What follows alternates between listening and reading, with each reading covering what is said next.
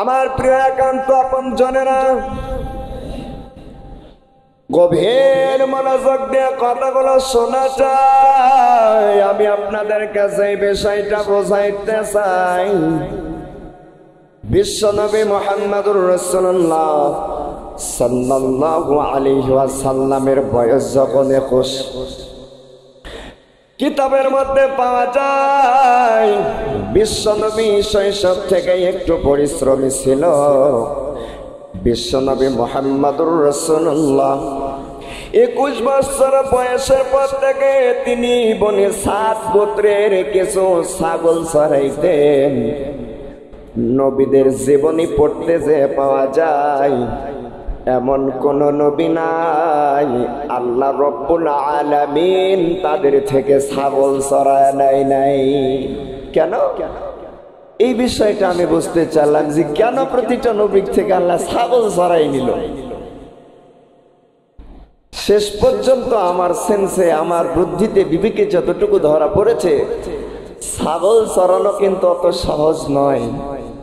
ছাগল এমন একটা প্রাণী, তেরা বেঁকা প্রাণী, যদি বলেন যাবেও যাবে কিন্তু ভাই ওকে এক জায়গায় রাখবেন, এক জায়গায় থাকার চেষ্টা করবে না। কেউ যদি ছাগল চড়াইতে পারে তাহলে বোঝা যাবে সে উম্মত চড়াইতে পারবে। এই জন্য বিশ্বনবীকে রব্বে কারীম নবুয়ত দেওয়ার পূর্বে, কোরআন দেওয়ার পূর্বে সর্বপ্রথম হালকা বয়সেই রব্বে কারীম তার থেকে বনি সাদ গোত্রের ছাগল চড়িয়ে নিয়েছেন। বলেন সুবহানাল্লাহ। আমার প্রিয় একান্ত আপন জনেরা, বিশ্বনবী মুহাম্মদুর রাসূলুল্লাহ যখন মরুভূমির মাঝে যখন ছাগল চড়াইতেন, রাসূল সাল্লাল্লাহু আলাইহি ওয়াসাল্লাম রোদের মাঝে কষ্ট করে দাঁড়িয়ে থাকতেন। আল্লাহ রাব্বুল আলামিন এই কষ্টটা সহ্য করতে না পেরে ফেরেশতা জিবরাইল আলাইহিস সালামকে ডাক দেয়া বলে, ও আমার ফেরেশতা, তুমি আমার রাসূলের কাছে চলে যাও। যাবার পরে মেঘ হয়ে আমার রাসূলকে ছায়া প্রদান করো। বলেন সুবহানাল্লাহ। আমার প্রিয় একান্ত আপন জনেরা, বিশ্বনবী দিনে দিনে সামনে অগ্রসর হয়। আপনারা জানেন রাসূল সাল্লাল্লাহু আলাইহি ওয়াসাল্লাম 25 বছর বয়সে বিবাহ করেছেন হযরতে খাদিজাতুল কুবরা রাদিয়াল্লাহু তাআলা আনহা। তিনি ছিল মক্কার মধ্যে শ্রেষ্ঠ ব্যক্তি, ধনাঢ্য একজন ব্যক্তি। তিনি বিভিন্ন দেশের সাথে ব্যবসা বাণিজ্যের ইনপুট আউটপুট যে একটা ব্যবসা আছে, আদান প্রদান তিনি করতেন। তো এই ব্যবসার ক্ষেত্রে, ব্যবসার কাজে একজন বিশ্বস্ত ব্যক্তি খুঁজতেছিলেন হযরতে খাদিজাতুল কুবরা রাদিয়াল্লাহু তাআলা আনহা। তিনি খুঁজতে খুঁজতে সংবাদ পেয়ে গেল যে মক্কাতে একজন যুবক আছে।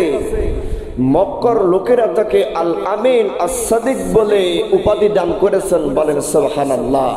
তো এই ব্যক্তিকে যদি আপনি ব্যবসায় নিয়োগ দেন, নিয়োজিত করেন, আশা রাখি আপনি যে অর্থটা তাকে দান করবেন, অর্থটা দিবেন, এই অর্থর পরিপূর্ণ হক আদায় করার চেষ্টা করবে। আপনি একটু তার খোঁজটা নেন। খোঁজ করতে করতে মুহাম্মদুর রাসূলুল্লাহর কাছে খাদিজা চলে আসলেন। আসার পর ডাক দেয়া বলে, মুহাম্মদ, তুমি কি আমার ব্যবসার কাজে নিয়োজিত হবা? চাচা আবু তালিব ডাক দেয়া বলে, ভাতিজা, খাদিজা অত্যন্ত ভালো লোক, ভালো মানুষ। তুমি যদি চাও তুমি তার ব্যবসার কাজে নিয়োজিত হতে পারো।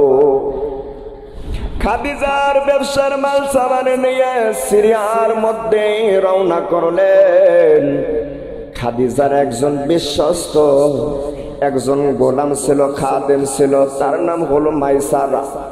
এই মাইসারা সহ বিশ্বনবী মুহাম্মদুর রাসূলুল্লাহ সিরিয়ার মধ্যে গমন করলেন।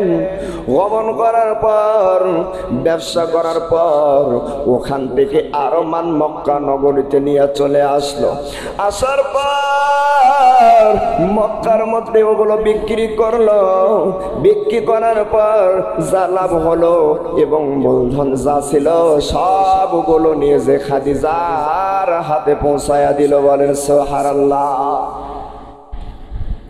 খাদিজা বলেন, আমার জীবনে আমি যত ব্যবসা করেছি, যত ব্যক্তিকে নিয়ে ব্যবসা করেছি, যত ব্যক্তিকে আমি প্রতিনিধি হিসাবে ব্যবসা করার জন্য পাঠিয়েছি, তার সে সবচাইতে লাভবান ব্যবসা হয়েছে মুহাম্মাদের মাধ্যমে। বলেন সুবহানাল্লাহ। খাদিজা বোঝাতে চাচ্ছেন মুহাম্মদুর রাসূলুল্লাহ সাল্লাল্লাহু আলাইহি সাল্লামকে যখন সিরিয়াতে ব্যবসার জন্য পাঠানো হলো, ওখান থেকে ব্যবসা করে ওখান থেকে মাল কিনে নিয়েছে, মক্কাতে বিক্রি করে যতটা লাভ হয়েছে, ইতিপূর্বে অত লাভের সংখ্যা কখনো দেখতে পায় নাই। খাদিজা রাদিয়াল্লাহু তাআলা আনহা মাইসারাকে ডাক দিয়ে বলে, মাইসারা, তুমি মুহাম্মদ সম্পর্কে একটু আমাকে বলো, সে কেমন মানুষ, তার চরিত্র কেমন? তুমি একটা মেয়ে মানুষ, তোমাকে সঙ্গে করে ব্যবসায় গিয়েছে, মেহেরবানি করে তুমি একটু বলো তার চরিত্রটা কেমন, সে সৎ চরিত্রের অধিকারী নাকি, তার মধ্যে আমানতদারতা আছে নাকি, সে নাকি টাকা পয়সা মেরেছে কি নাকি, বিস্তারিত আমাকে তুমি বর্ণনা করো। মাইসারা ডাক দিয়ে বলে, মালিক, মুহাম্মদ সম্পর্কে আমি কি বলবো? মুহাম্মদের মতন ভালো মানুষ আকাশের নিচে জমিনের উপরে আরো খুঁজে পাওয়া যাবে না। বলেন সুবহানাল্লাহ। এই মুহাম্মদুর রাসূলুল্লাহ সাল্লাল্লাহু আলাইহি ওয়াসাল্লামের চরিত্র যদি কোনো ব্যক্তিও গ্রহণ করে, আমার মনে হয় তার মতন চরিত্র পৃথিবীতে খুঁজে পাওয়া যাবে না। মাইসারা ডাক দিয়ে বলে, আমরা যখন মরুভূমির মাঝে যাচ্ছিলাম, এক খণ্ড মেঘ মুহাম্মাদের মাথার উপর ছায়া প্রদান করছিল। বলেন সুবহানাল্লাহ। আমার প্রিয় একান্ত আপনজনেরা, মুহাম্মাদের প্রশংসা শুনে আম্মু জান খাদিজা রাদিয়াল্লাহু তাআলা আনহা রাসূলের প্রেমে পড়ে গেল। যাবার পর খাদিজার একজন বান্ধবী ছিল, তার নাম হলো নাফিসা। নাফিসাকে ডাক দিয়ে বলে, বান্ধবী, তুমি একটু মুহাম্মাদকে বিয়ের প্রস্তাব দাও, আমি মুহাম্মাদকে বিয়ে করতে চাই।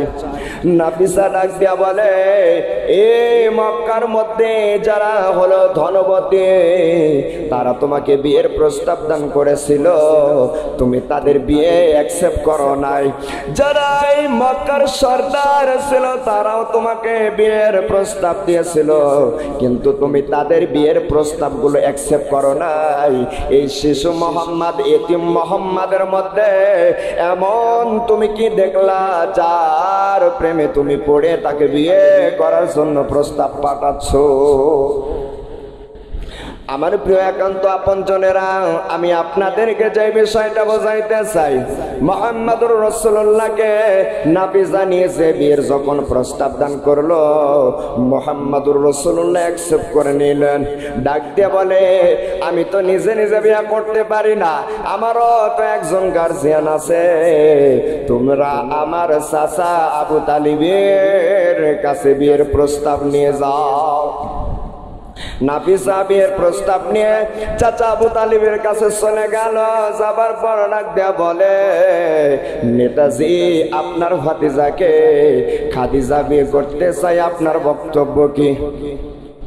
রাসূলের চাচা খাদিজার চাচা দুইজনে পরামর্শ করে, দুইজনের সম্মতি ক্রমে রাসূলকে খাদিজার সাথে বিয়ে দেওয়ার জন্য সম্মতি যাপন করলেন।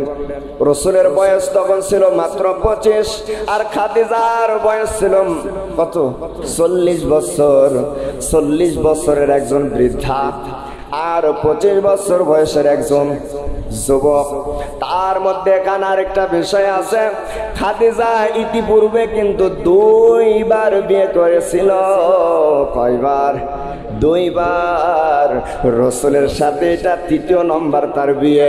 তারপরে রাসূল কি রাজি হয়েছে? আমাদের মাঝে একটা বিষয় দেখা যায়, বয়সে যদি বড় কোনো মেয়েকে কোনো যুবক বিয়ে করে, আস্তাগফিরুল্লাহ, এলাকার মধ্যে আমার মনে হয় তার বেঁচে থাকা দুষ্কর হয়ে যাবে।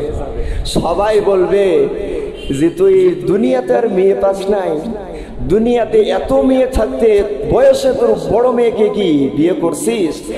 আর যদি কোনো ডিভোর্সি নারীকে বিয়ে করে, অর্থ মনে হয় মানের গাছের সাথে গলার দড়ি দিয়ে মরা ছাড়ার কোনো বিষয় সামনে আর কোনো পথ খোলা পাবে না। অথচ কেউ যদি ডিভোর্সি নারীকে বা বয়স্ক নারীকে বিয়ে করে রাসূলের সুন্নতের কাতারে পড়বে, বললে সুবহানাল্লাহ। কিন্তু আমরা এগুলো যদি কেউ করে, আমরা সমাজ তাকে তিরস্কার করব, বঞ্চিত করব, লাঞ্ছিত করব, তাকে অপমানিত করব। তাদেরকে আমরা নিয়ে সমাজে চলতে দ্বিধাদ্বন্দ্বের মধ্যে পড়ে যাই। কিন্তু না, আপনি এই কাজ করতে পারেন না। বিশ্বনবীর মতন একজন আদর্শ মানুষ যদি বয়সে 15 বছরের একজন 2 বার বিয়ে হয়েছিল ডিভোর্স নারীকে বিয়ে করতে পারে, আপনি কোথাকার ব্যাঙ্গের ছাতা, আপনি কোথাকার নেতা, আর কোথাকার মোড়লা, কোথাকার সমাজকর্মী হয়ে গেছেন, আপনি এটা মেনে নিতে পারছেন না। স্বয়ং বিশ্বনবী যদি মেনে নিয়েছে, আপনাকেও এটা মেনে নিতে হবে।